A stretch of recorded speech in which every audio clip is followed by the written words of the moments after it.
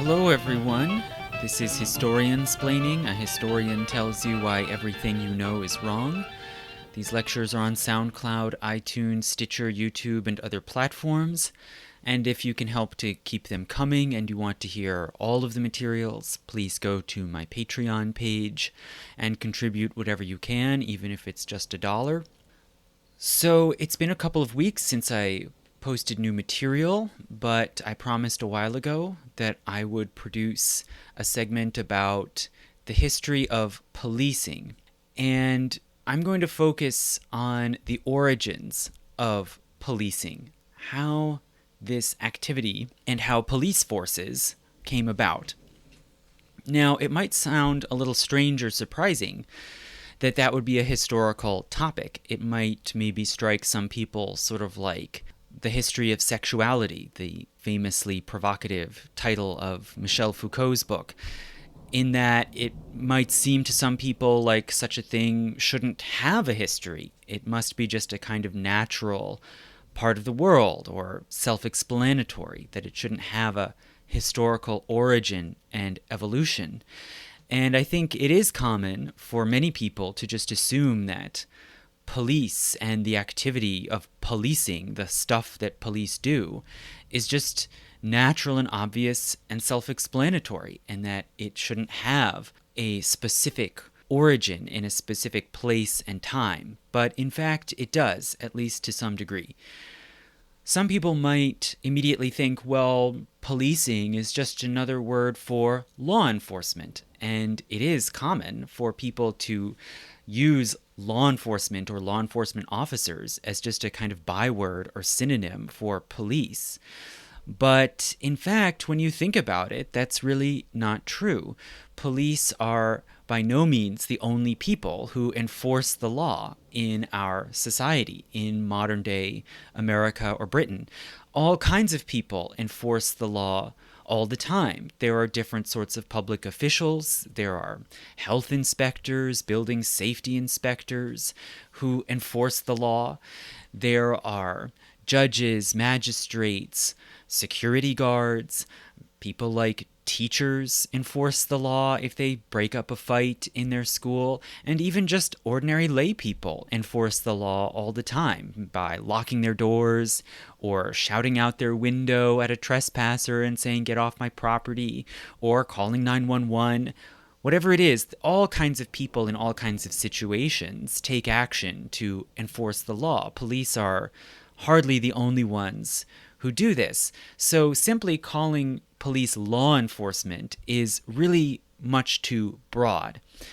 And in many ways, the activity of policing, the things that we expect police to do, are really much more specific. They are the activities that may require the use of force in the process of enforcing the law. So that's actually narrower than it might seem. And in fact, even police aren't even the only people who might use force in enforcing the laws. People might use force in self-defense and all kinds of things. So police, we could say roughly, are the specialized, trained public officials who are tasked with the use of force in enforcing the law.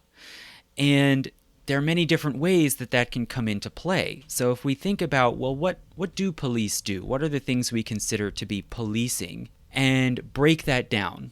I think that there are basically 5 distinct activities or functions that we in the modern West, particularly the US and Britain, expect police to perform. And each one is different. So these 5 basically are responding to alarms, investigating crimes, patrolling, serving warrants, and keeping public order, which I'm putting in quotation marks, air quotations. So, firstly, responding to alarms. When someone reports or calls for help about a crime, an attack, or any other threat to their safety, we ordinarily expect police to respond to that. And of course, today, the most common way that happens is with 911 calls. Police are supposed to be answerable to 911. If the threat in question is some sort of crime. Secondly, investigating crimes. If a crime has already occurred, we hold police responsible for investigating and figuring out who is responsible, although they are not necessarily the only ones who do that. Third, patrolling, and this is very significant. Right? Patrolling is distinct from the other two things I just mentioned, responding to alarms and investigating crimes. Those are both things that police or other people also can do retroactively after some danger has appeared. Patrolling is when you place yourself somewhere or travel around a town, a neighborhood, a region, looking for crimes, preemptively trying to spot them and contain them before they occur. So this one is preemptive and anticipatory. And naturally, one very important part of patrolling that police are expected to carry out today is traffic, is monitoring the roads, enforcing traffic laws, pulling people over, and so forth. Fourth, serving warrants. Right? If there is a warrant for someone's arrest, if there's a warrant for a search of a home or other premises, police are often tasked with carrying that out.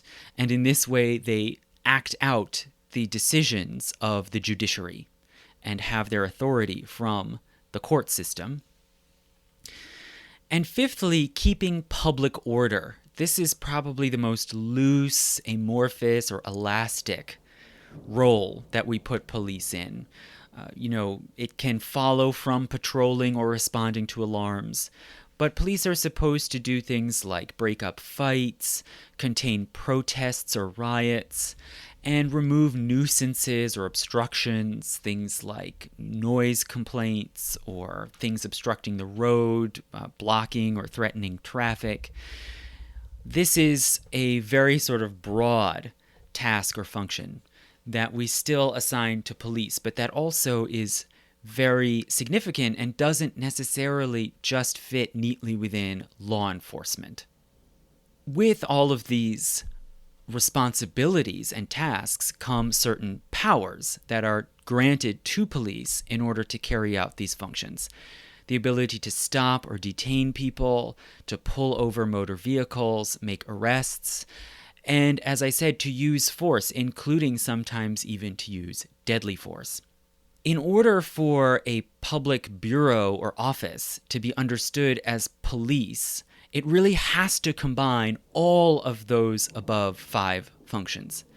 If it doesn't have all of them, it doesn't seem to count as police, and their activities don't necessarily count as policing. For example, the FBI. The FBI is tasked with investigating crimes and serving warrants, but they do not patrol. You do not see the FBI sort of hanging around, trolling around a neighborhood, looking for malefactors or public nuisances. And hence, we might call the FBI law enforcement. They might fall into that broad category, that broad, ambiguous category, but they're not normally considered police, and they're not called police. An even more stark example would be the U.S. Marshals, who exist specifically in order to serve warrants, especially to serve arrest warrants across state lines, which is very hard for state governments to do. They have limited jurisdictions. So they perform that specific function, but they don't respond to alarms. You can't call 911 and get the U.S. Marshals. They don't patrol, right? They're not going to cruise around your block. So again, we might call them law enforcement, but they are not police. So all in all, if we look at the actual usage of this term and this concept of police and policing, it's very expansive, but also very limited at the same time. Police are people who perform all of those law enforcement functions that might require the use of force, but none others. They do not extend beyond that. They are not social workers, they're not EMTs, they are not U.S. Marshals, and so on. They are, in this way, specialists in the state-sanctioned and legitimate use of force. In this sense, they are really where the rubber meets the road in terms of state power, right? If we think of the traditional definition of the state as the institution with a monopoly on the legitimate use of force, the police are the place where that special function is actually carried out when push comes to shove, right? Sometimes literally. Police, as we understand them, are loosely modeled upon military forces, right? Organized armies and navies that have long been understood to carry out the authority of the state with the use of force. They have uniforms, insignias, they have titles like captain, lieutenant, sergeant, and so on that are borrowed directly from the military. And they are armed with weapons that are considered necessary for their job, and sometimes with guns, especially in the United States. They tend to be armed with firearms. So you could say, in a way, they're kind of paramilitary or militaristic.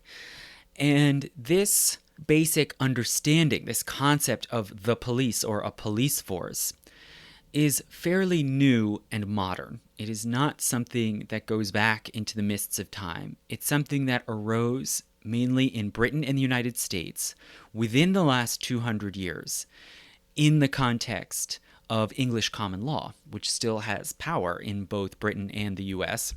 But for most of the history of English common law, there have not been police. There have not been anything even really like modern police forces. These are a pretty new thing. These various functions that I described that police perform, those 5 different roles, all of those functions used to be separate and performed in different ways by different people in society. Some by formally appointed officials, some by just regular civilian lay people. And those roles and powers only were aggregated together in Britain and the United States, starting at the turn of the 18th to the 19th century. That was sort of the pivotal time when things like what we would call police started to emerge. And this was largely a response to the threats of possible resistance or unruliness by large laboring populations in cities.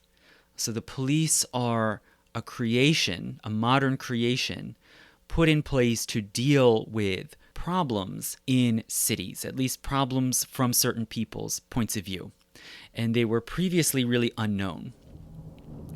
The word police comes from French, right? It's a French word based on Greek words like polis and politeia, and it developed in the French language to basically mean governance or regulation in a local area. So each city would have its police in the sense of its own rules, ordinances, and the powers it had to carry them out.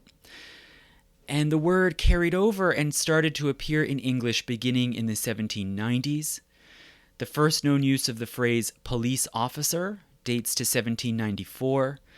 The first formal use of the word in reference to an organized law enforcement agency is from 1798, when London created the Marine Police, which was really just a very narrow, specialized official force for protecting cargo in the port of London.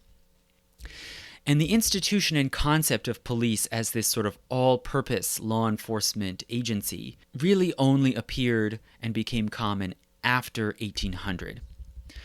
So I'm going to talk about what existed and how law was enforced before the existence of police, and how police came into being and developed up until about World War I. And that's roughly where I'll leave off. I won't come all the way up to today, at least not yet. And I'll focus mainly on Britain and North America, where these different strands of history and law and custom came together to give birth to what we know as the police.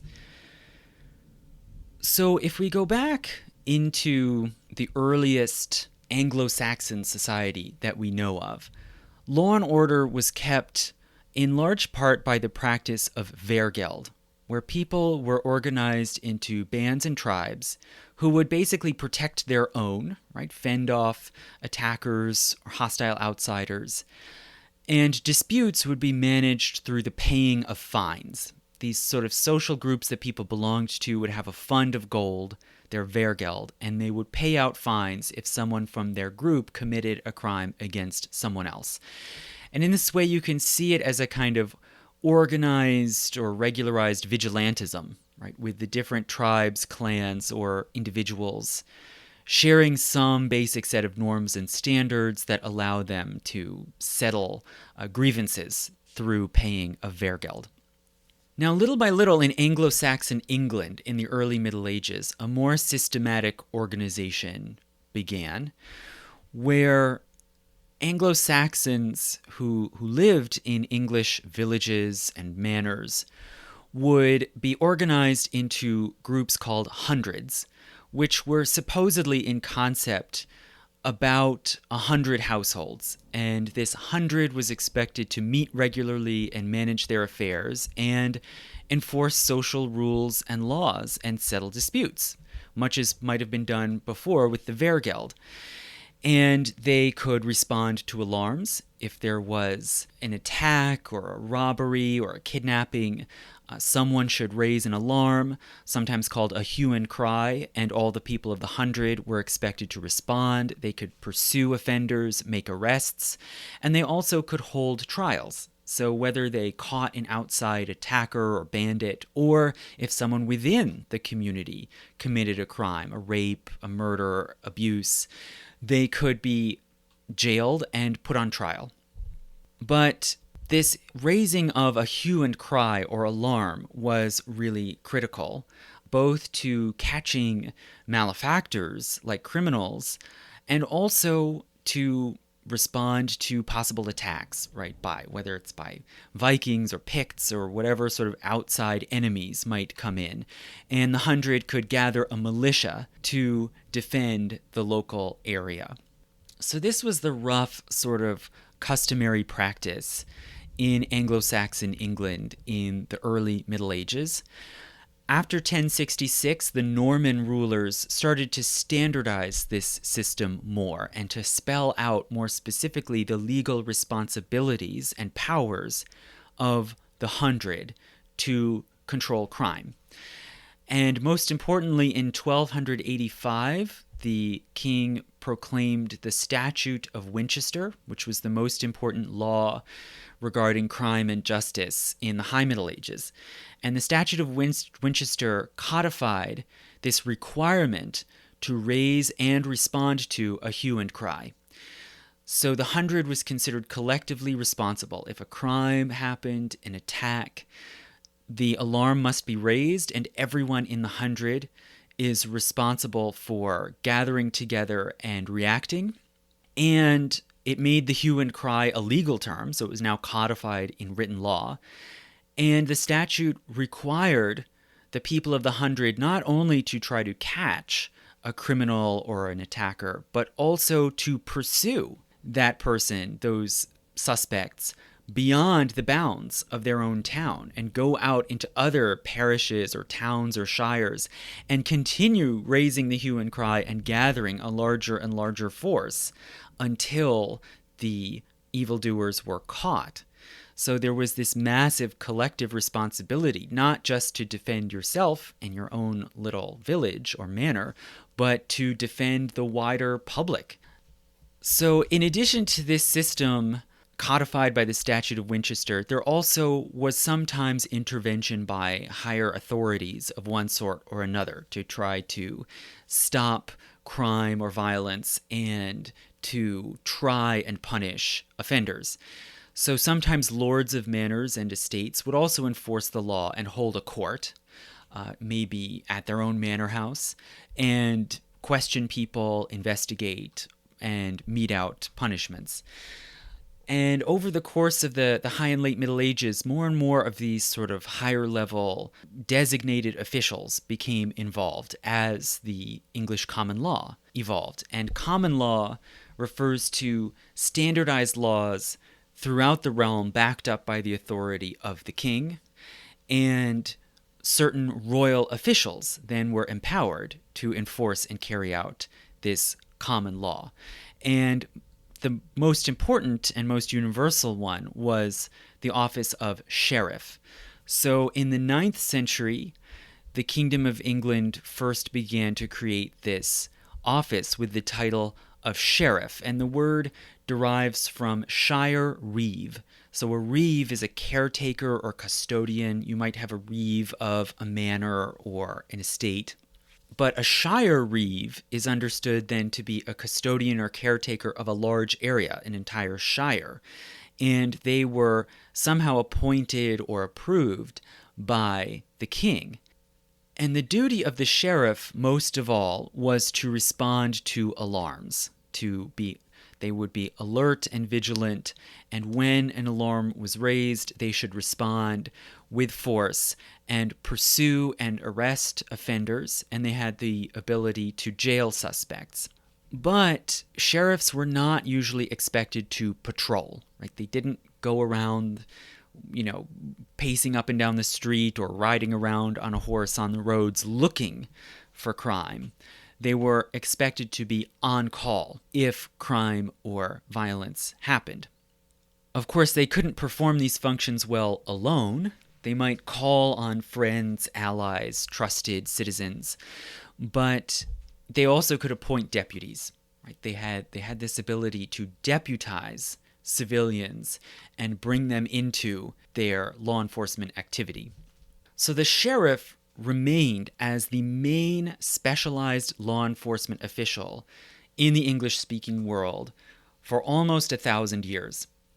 This was the familiar system, right? Most law enforcement was carried out by this kind of legalized vigilantism by the local community, and sometimes also involved the support and leadership of the sheriff. And this basic model then carried over to the colonies in English North America. Particularly, sheriffs would be either appointed or more often elected in towns and counties in America in the 1600s and 1700s. So in the 18th century, as the colonies are growing and as England is becoming more urban and densely populated, you have this basic law enforcement regime, which still mainly relied on individual lay people to be vigilant and counter crime, but also with the involvement or support of some minor local officials. Sheriffs, of course, but also often posses, right? Just temporarily ad hoc gathered gangs, really, of usually armed men, sometimes on horseback, who would take up temporary duties to pursue or investigate crimes. And they often were also encouraged with rewards. So the local mayor or governor or sheriff might put up a monetary reward for the apprehension of a criminal or a suspect. Also, after crimes had occurred, individual people who had been victimized were expected to go to court, bring suits, swear out warrants in court in order to empower the court to seek out and arrest suspects. But they could be supported by individual local officers, people like watchmen, constables, marshals, these sort of quasi-official local office holders who had shifting, often ambiguous and limited functions. Some of them, like watchmen and constables, might be concerned really with safety, public safety of all kinds. If they patrolled around, it was more often because they were watching for fires, maintaining the integrity of walls, keeping lamps lit. They were not specialists in the use of force like we would think of police today. And in fact, when force was used, it more often was by a posse of ordinary civilians, maybe supported by a sheriff. And these little minor officials, like watchmen and constables, were generally controlled by the court system. And sometimes they were also might be elected. In New York, for instance, most law enforcement officials were either sheriffs or constables who were elected by their local wards. It was very difficult for the royal government back in Britain to be involved in appointing these minor local officials. So you had a lot of really local control and local variation in how law enforcement was organized in the colonies. So it seems, by and large, this sort of hodgepodge makeshift system of combating crime was broadly accepted right on up through the American Revolution. And it was only later, first in the 1780s and then more so after 1790, that they started to change. And that bit by bit, the powers and functions of law enforcement were more and more consolidated in organized, centrally controlled agencies. So why would this happen? Why would this start to change in the later 1700s after the American Revolution? Well, there was a dramatic growth of cities. London was already a large city. It was continuing to grow. And also colonial cities really boomed and became bigger ports and then industrial towns after about 1790. And with this urban growth, there was bigger concentration of wealth, both in forms of merchandise and valuable real estate and money, and also bigger and bigger concentrations of laborers, of largely poor working people of various backgrounds, who were there thrust into these towns and cities surrounded by wealth. And there was growing inequality, a growing class divide, and a lot of tension and distrust. So after about 1780, you see a gradual rise in more and more riots, sabotage, theft of money and merchandise. And all of this then after 1789 was happening in the shadow of the French Revolution and the Haitian Revolution, which created a lot of fear of public disorder, public rebellion.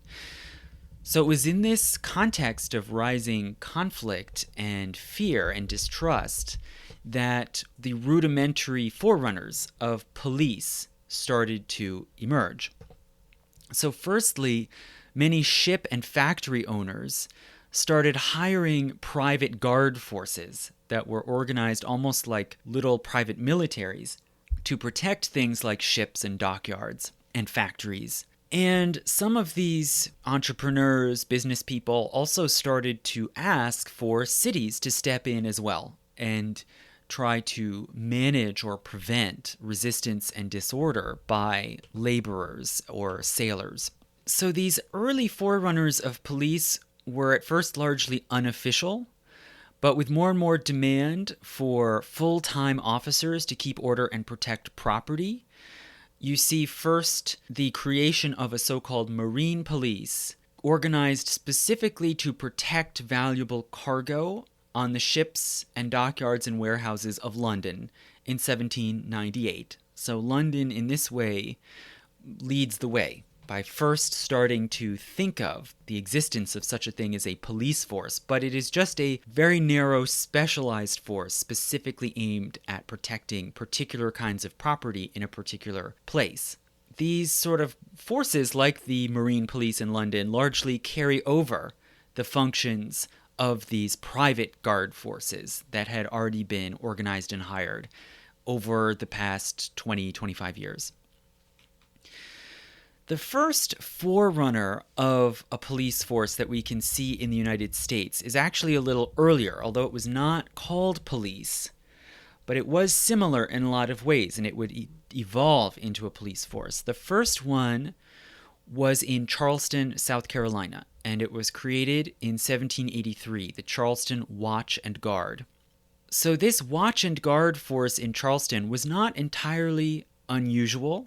There were other sort of small private guard forces already in existence, but this one was formally, officially incorporated by the town. It was bigger, it was more formalized, and it was paramilitary in a lot of the ways that I described before. And after about 1800, it grew to over 100 officers, which for that time was really tremendous, right? So we were no longer talking about just a few dozen guys with clubs or pistols protecting a dockyard. We're now talking about a big enough force to actually patrol the whole town. And why Charleston? Charleston was a large town, it was prosperous, but it was not the biggest in America, not by a long shot. So why did Charleston lead the way? Well, this Charleston Watch and Guard was aimed primarily at monitoring the slaves in the town.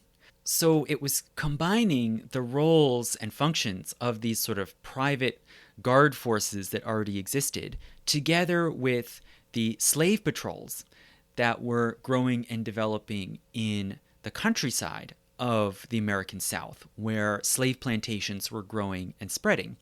And there was a long history of patrolling by sort of quasi-official militia forces, wandering around, watching the woods, the swamps, the roads, to try to catch and prevent slave escapes, and also to try to monitor and limit communication and possible conspiracies among slaves on different plantations. So in Charleston, as the city was growing, there was a bigger and bigger urban slave population. And this created a whole new set of risks. You now had thousands of households in Charleston that had slaves who often did work in a number of different places. They might be hired out.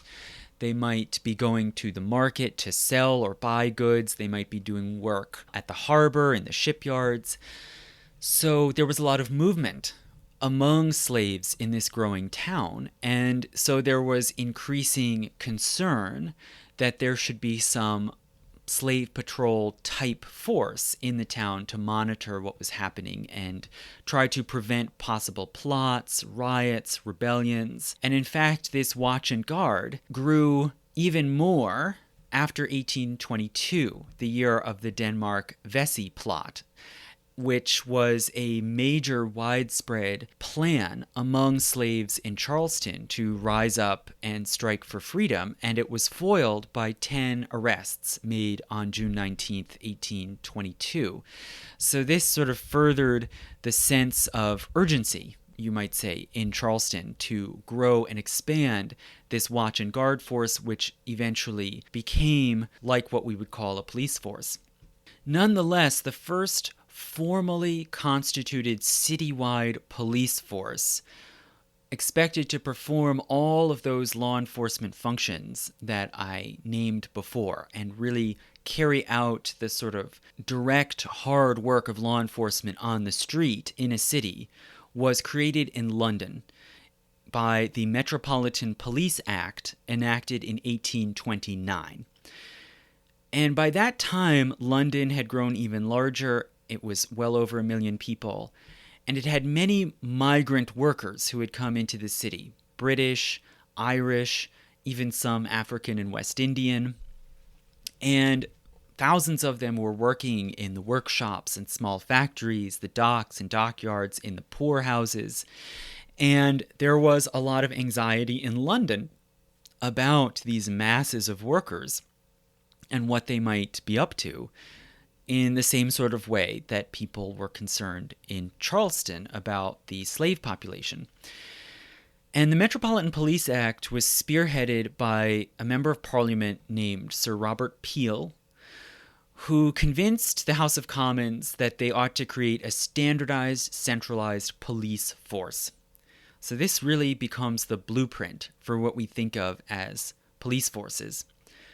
Who was Robert Peel? How did this come about? What was the thinking? Well, Robert Peel was a conservative MP, one of the leaders of the Conservative Party, and he served as Home Secretary for King George IV. Previously, before he became Home Secretary, he had been Chief Secretary for Ireland. And in that role, being involved in the management and governance of Ireland, he was very concerned to uphold and maintain British authority in this island, which had been for many years a separate kingdom and had been treated in a lot of ways like a colony, really the first colony of England. It had now been integrated and annexed into the United Kingdom, so it was fully part of the kingdom, subject to the authority of Parliament and the Crown. But there was this dramatic split between the small, wealthier land-holding minority, which was largely Protestant and largely of English descent, and the mass majority of peasants who mostly did not hold land and were mostly Catholic. And Robert Peel opposed the proposal to emancipate and grant equal rights to the Catholics. So he wanted to maintain this exclusion of Irish Catholics from full membership in the body politic of the United Kingdom. He wanted to maintain British Protestant domination of the island. And in his office as Chief Secretary for Ireland, he oversaw the creation of the Royal Irish Constabulary, which was a kind of makeshift paramilitary force mainly aimed at suppressing rural revolts, so strikes and rebellions by these Catholic peasants.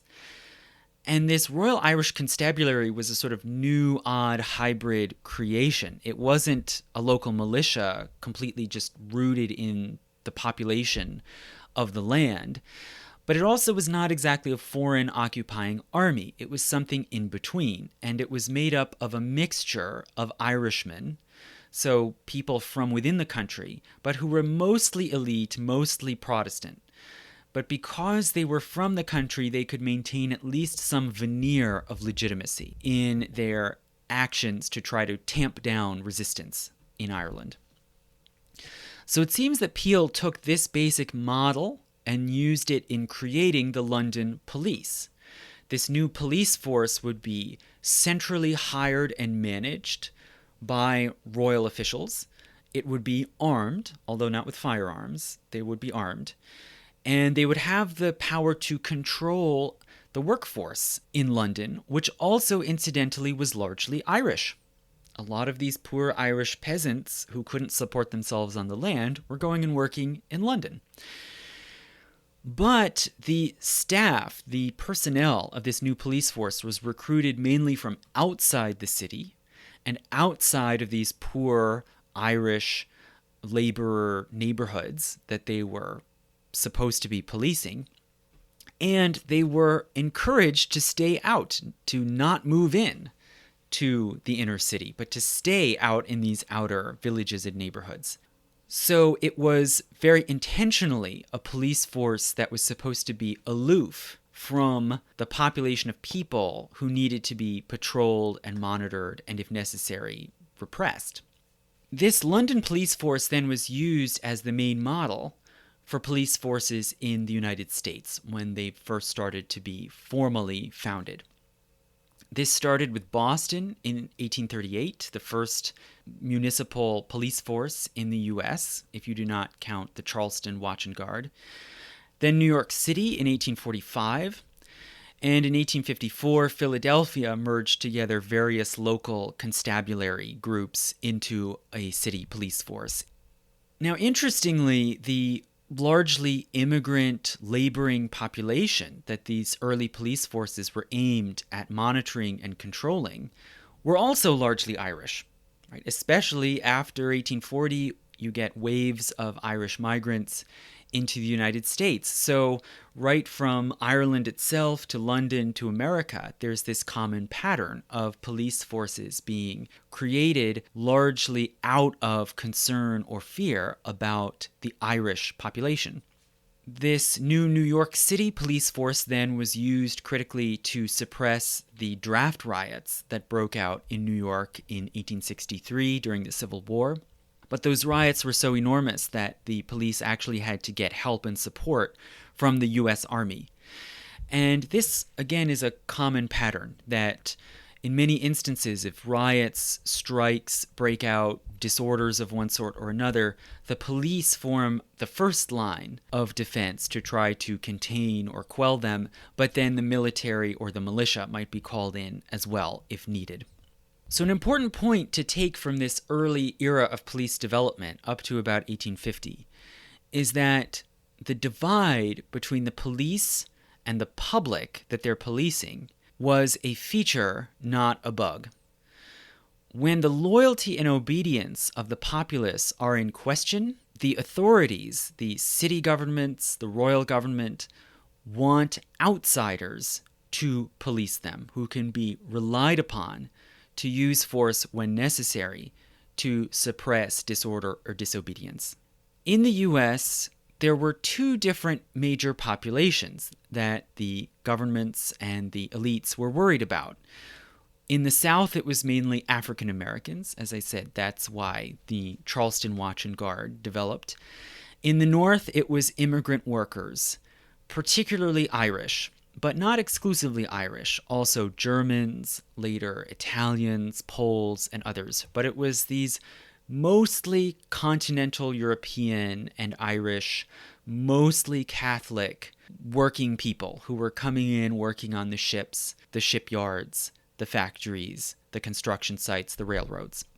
So in these years from about the 1830s to the 1850s, there were sometimes strikes or walkouts of one sort or another, but there also were very many internecine riots as well, especially along ethnic and religious lines. Riots broke out between Catholics and Protestants in places like Boston and Philadelphia, and even street fights between groups of different Catholic immigrants, between Irish and Germans or Germans and Italians. And so these sorts of open conflicts were very frequent, and they were both horizontal and vertical, you could say, between different classes with different statuses, or between different groups sort of vying for who's going to control a neighborhood, a block, and so on. And in these sorts of situations, it was often too hard and too complicated to call in militias, who might take a very long time to arm and organize and come into the city. And even if you did so, those militias often might just take sides in these fights and riots rather than quelling them. They might say, oh, well, we're going to take the Protestant side and shoot at the Catholics.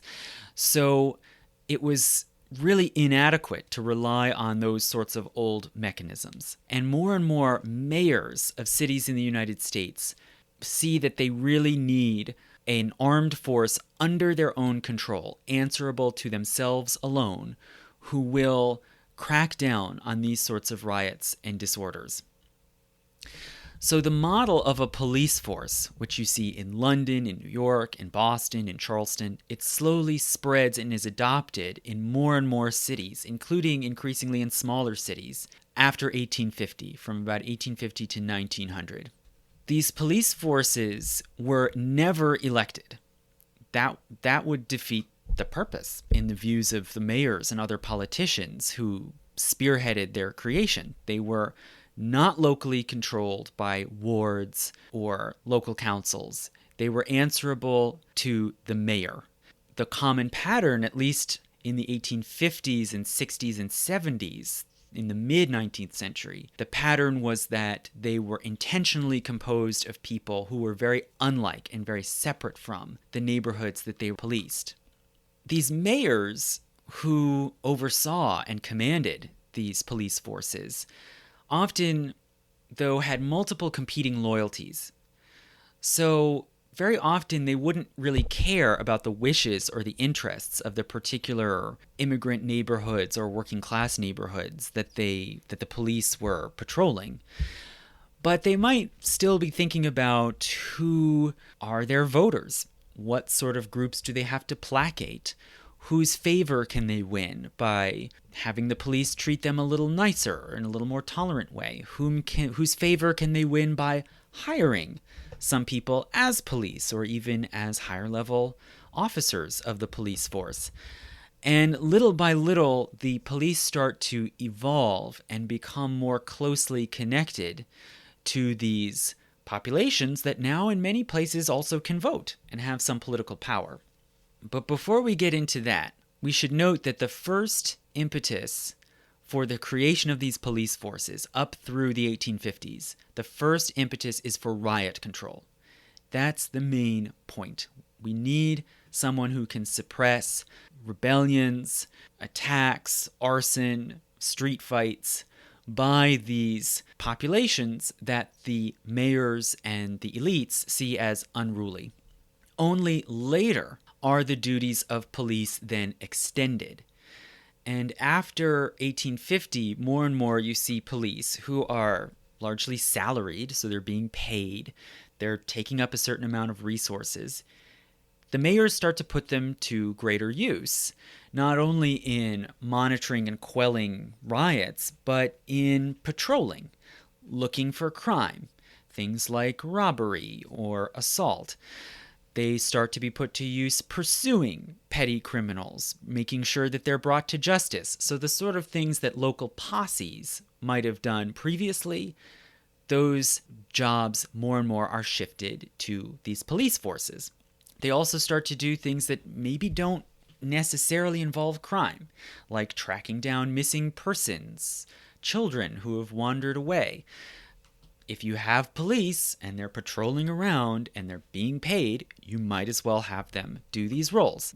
The role of police starts to expand to include more of the things that we think of now as policing. Also, the idea starts to arise that police should do investigation. If they don't know who's responsible for a crime, police should be put to work figuring it out. And the first police detective bureau was created at Boston in 1846, and then that practice spread to other cities. So before 1846, you might expect private investigators or just ordinary civilians, the Sherlock Holmes types, to go around and try to figure out crimes. It was only after 1846 that more and more people started to think we need professional detectives on the police force. Many police forces also start to do other things for public health and safety and welfare. Many of them create homeless shelters where they have to shelter wandering people, paupers, soup kitchens. Many of them do street cleaning.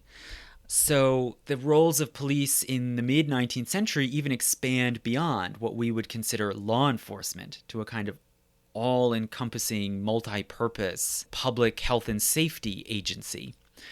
But soon these duties were transferred away, right? We don't think of those as policing anymore. And in large part, those functions of police were taken away because a lot of police didn't like them and didn't think they were good at them. They thought they were maybe too high status or important to be doing that sort of work. So the role of police was pared down just to those functions that involve the possible use of force, and maybe just a few others related to that. And more or less by 1870 or so, we can see the activities of police have taken a certain shape that more or less is like what we think of today as policing or police work. So police were fighting crime at this time. This did happen more and more. It was not just about monitoring and controlling the population. It was also about fighting crime. But the crime fighting that police were tasked with tended to focus very much on moral codes. So activities that the governing elites would see as immoral. Things like alcohol consumption and drunkenness, prostitution, gambling, and even things like Sabbath breaking. So a lot of the arrests and activity of police in the 19th century were focused on these sorts of things that, in large part today, we would consider sort of really minor vice. And these activities and the police focus on them were big points of contention between the largely Protestant elites who ran a lot of the city governments and the Catholic and non-religious working population. The elites, it seems, really wanted to create a sort of tame and respectable working class that would conform to the sort of inherited norms of Protestant America. And this led to continuing cycles of lax enforcement of these laws and codes, followed by crackdowns, then protest, and then the police would back off until another crackdown, and over and over. So there was a lot of tension and push and pull between these largely laboring communities and the police who were under the command of the city governments. And in addition, the duty to investigate and track down criminals really pushed the police to get familiar and get to know these populations that they were supposed to be monitoring and controlling. And in many cases, police would get very involved with these sorts of quasi-legal businesses like saloons or, hotels that might also be brothels. And there was a lot of blurring of lines, a lot of crossover, and activities that the elites regarded as corruption. Things like police taking bribes or payments to turn a blind eye to certain kinds of crime. And, it may be easy to see where that would be considered corruption.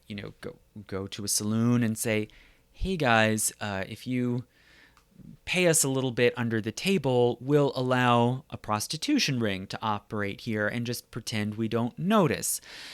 But often from the point of view of the communities who are being policed, this could be a welcome phenomenon. This might be a perfectly easy, inexpensive way to get the police off your back and be able to do the things you want to do without getting arrested and thrown in jail.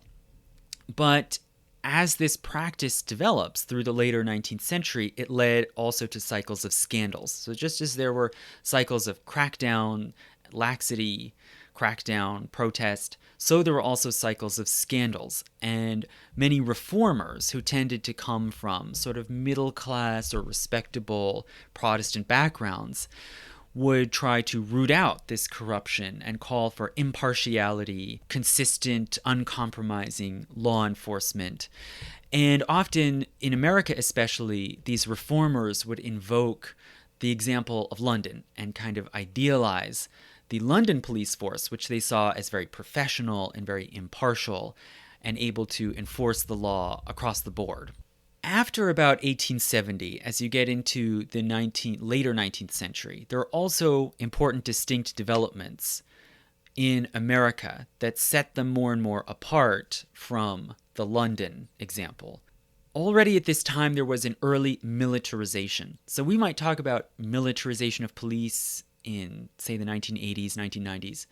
But in many ways, there was a previous wave of militarization in the late 1800s.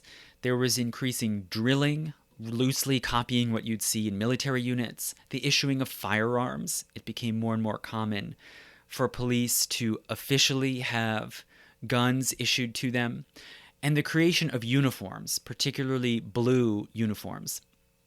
And these developments, including the uniforms, often provoked a lot of distrust and resistance from the public.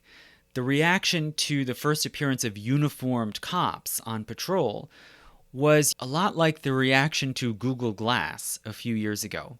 People saw it as an irritating and insulting intrusion into their lives and the functioning of society.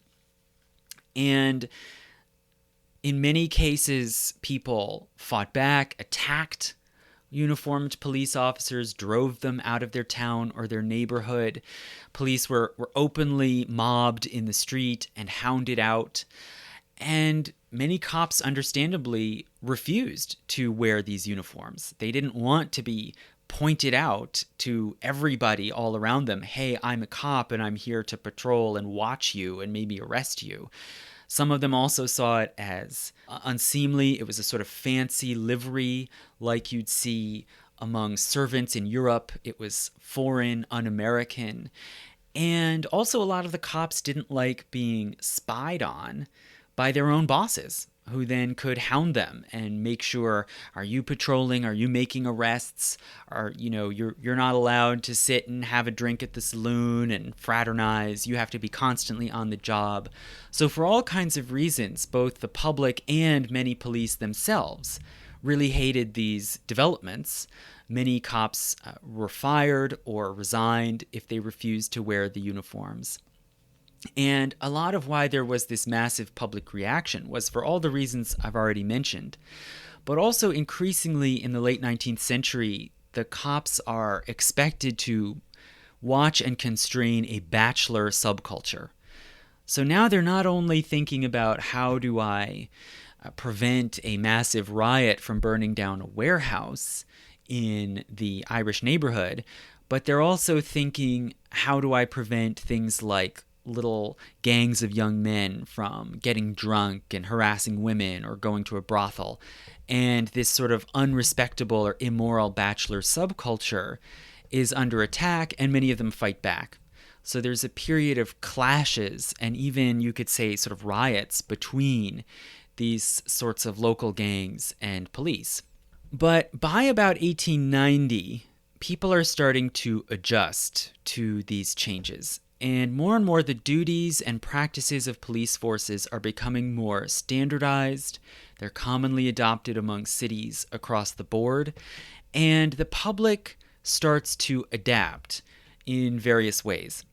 With universal male suffrage, which is now enacted in almost every state, a lot of these working communities, including these sort of traveling, unattached young men, actually have some political voice.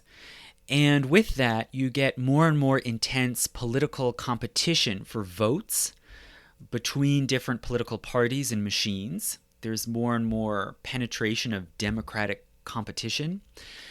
And there's competition between neighborhoods, between wards, between ethnic groups for resources like money and jobs. And more you see political and ethnic factions forming in the cities that vie for control of the police. They realize that they can use their votes and their political muscle to redirect how the police operate and who becomes police. And in many cities, this competition is really intense, and you get police sort of pulled back and forth between different parties and between Irish and Sicilians and Germans or whoever. And so this can be settled by creating bipartisan boards overviewing and managing the recruitment of police and the management of their resources. And the different parties who want political support start to recruit new police officers from within these working communities. So ethnic groups, first and foremost the Irish, and then also others, start to percolate into the police forces. It's no longer an agency composed of mainly Protestant men recruited from outside the city or outside the neighborhood. It's starting to shift and look more like the local groups that they're actually policing. And this divide between police forces and the communities that they're enforcing the law in diminishes. And police work increasingly really becomes an avenue of mobility, a way for men from lower class backgrounds, from immigrant and Catholic backgrounds, to gain some well-paid and respectable work and to have some of the dignity and security of being a public servant. So the police by about 1900 really have this peculiar double nature, where on the one hand they're protecting industry bosses, the upper class, the politicians who are allied with the industrialists, but also at the same time they can represent and speak for the lower class, the working class, the children and grandchildren of European immigrants who live in these dense urban neighborhoods. And as the makeup and orientation of the police shifts, there's also an increasing hesitation to use the police to suppress strikes. Right? So as the working population becomes more organized, and in some ways there's a kind of resurgence of labor militancy in the 1890s and early 1900s, the loyalty of police comes into doubt. Mayors are not as sure now that they can count on the police to use force to suppress actions like strikes or riots.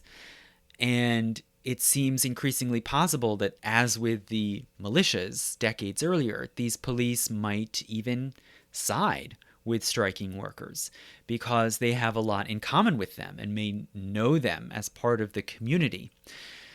In some instances, particularly the Boston police, they were never used to suppress strikes. It was just understood, firstly, that the police might not follow orders to do things like fire on picketers or rioters, and also that even if they did, it would be enormously politically unpopular and would lose them power and legitimacy. So more and more other police forces in other cities shift into the same situation as Boston, where they're kind of off limits for that specific purpose for which they were originally created.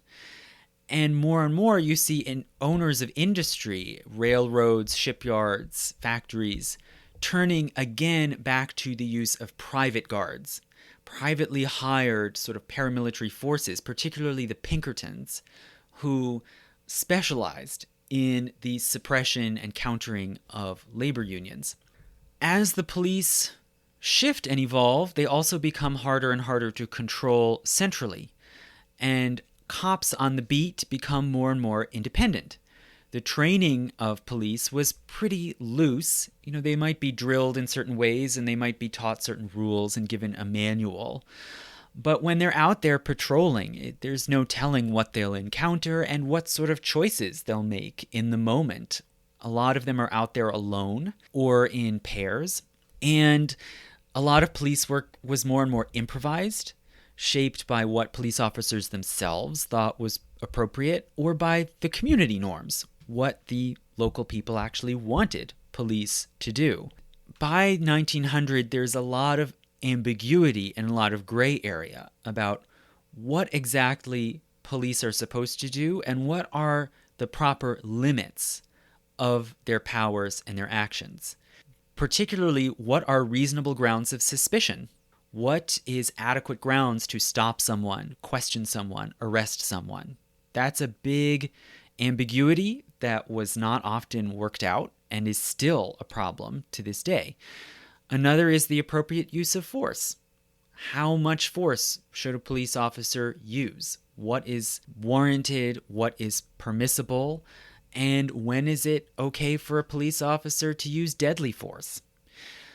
So these sorts of ambiguities are out there and they continue to kind of fester, you could say, all the way through the last 100 or more years.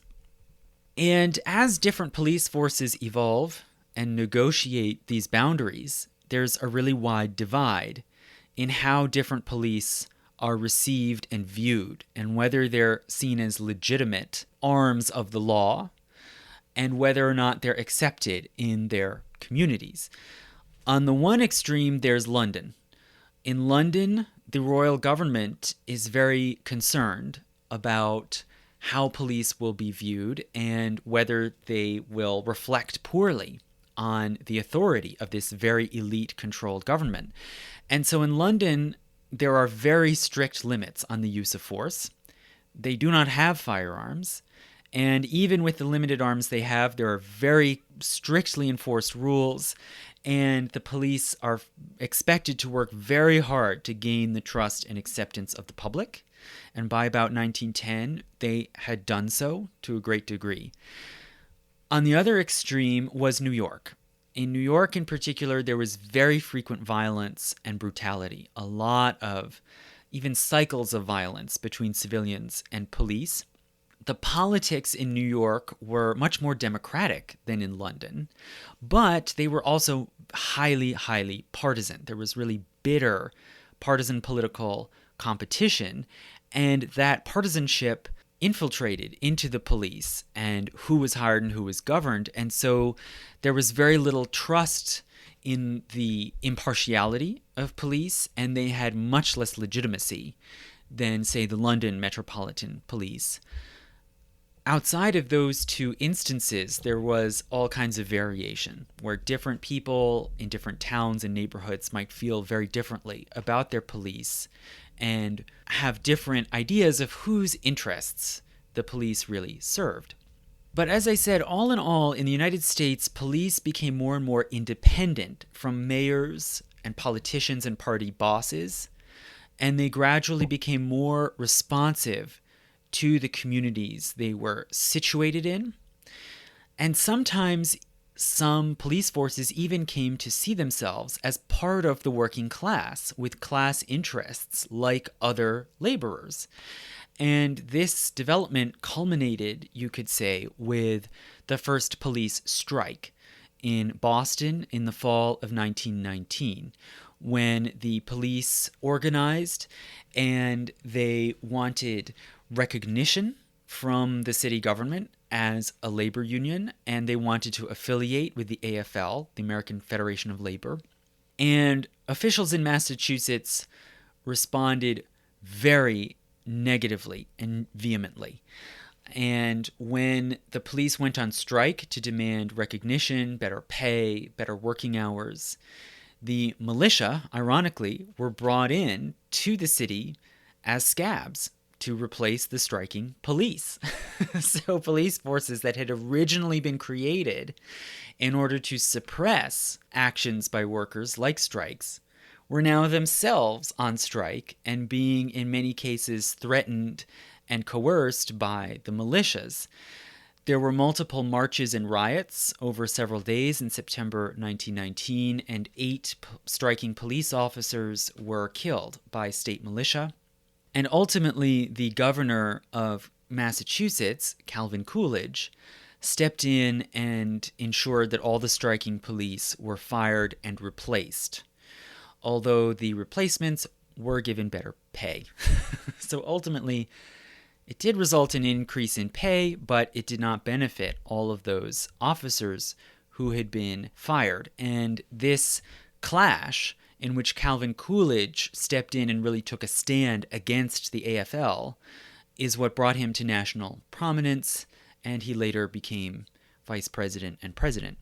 So by this time, it was fairly clear that city police forces were no longer useful for the purpose of controlling and suppressing worker actions. They had just exhausted that function. They were sort of crime-fighting forces of a sort, although it was very ambiguous and shifting exactly what sort of crimes they were targeting and how. But that original purpose for which city police forces had been created was now a non-starter. And this is the situation that led to the development of the first state police forces.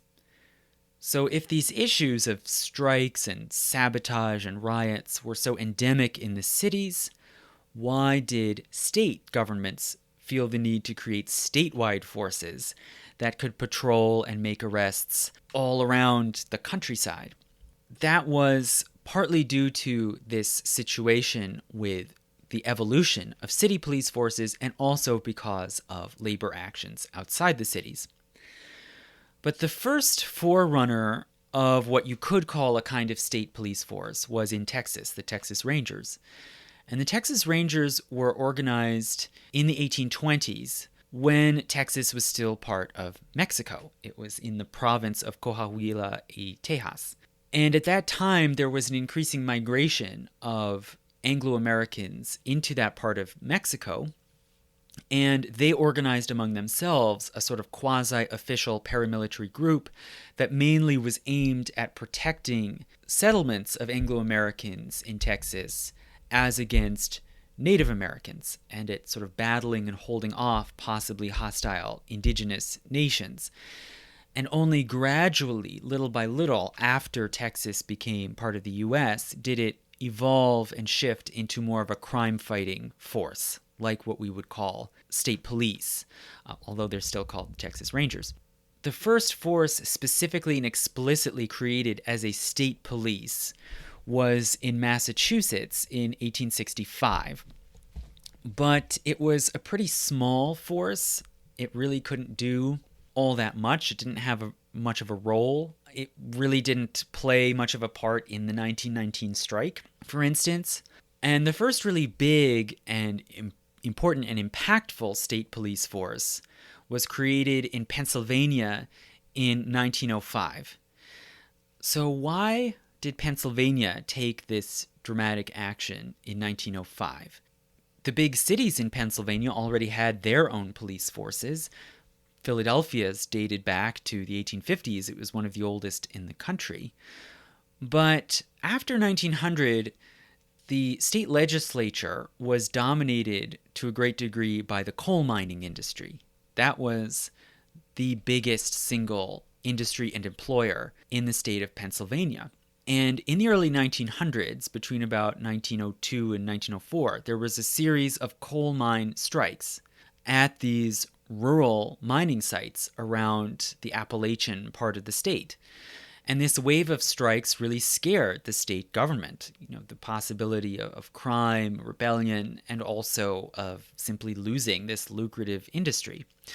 So the state wanted an outside force that could suppress these strikes and riots. And it would have to be something very separate from the actual striking workers themselves. These local town and county police and sheriffs couldn't be counted on to use force and do things like fire on striking workers if called upon. Right? Just the same as the situation in Boston. So the state legislature decided to create this statewide police force, which would be intentionally kept segregated out of the local communities of townspeople and miners. They would be housed in barracks, military-style barracks, around the state.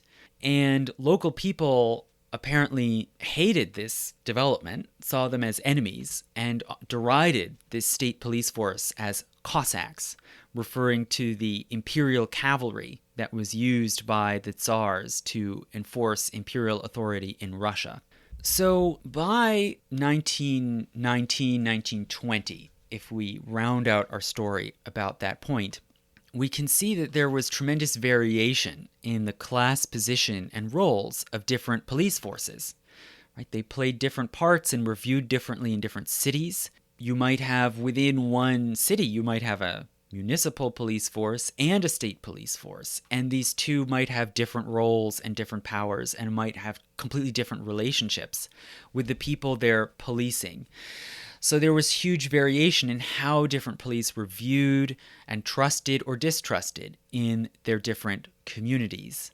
This whole situation then was also dramatically upset after 1914. So with the beginning of World War I, American industry really boomed in supplying things like food and ships and arms to the war front in Europe.